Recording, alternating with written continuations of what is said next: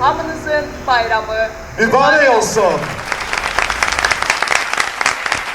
Tiyatr Azərbaycanda mədəniyyətin inkişafında, xalqımızın milli ruhunun inkişafında, milli dirçəlişin inkişafında, xalqımızın ümumiyyətcə mədəni səviyyəsinin yüksəlməsində böyük rol oynamışdır.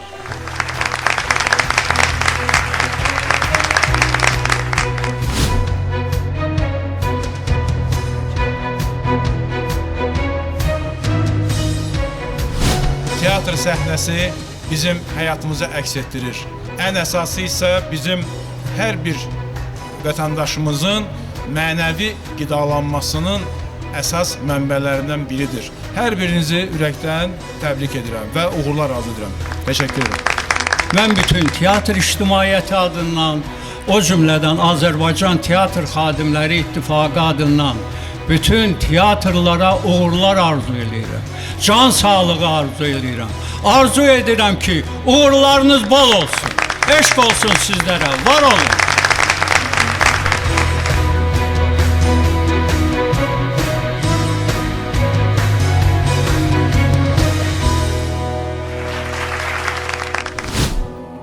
Bir gülü çiçeği dermerem sensiz, kam aldım ömrümün oğlan çağından. Bir bağa bahçaya girmerem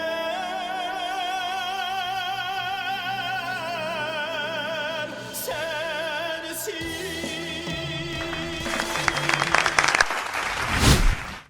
Ne qəşəngsən mademoiselle, ne gözəlsən mademoiselle, öylədir dilbər.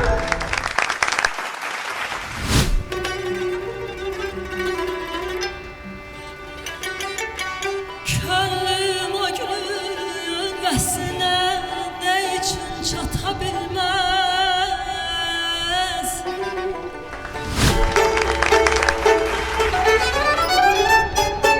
Derdimendi firqətə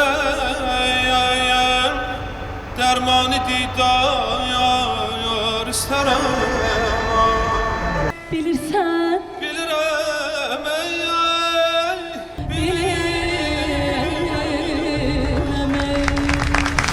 Elə isə də görüm, mənə gələrsən? Kim? Mən? Əlbəttə sən.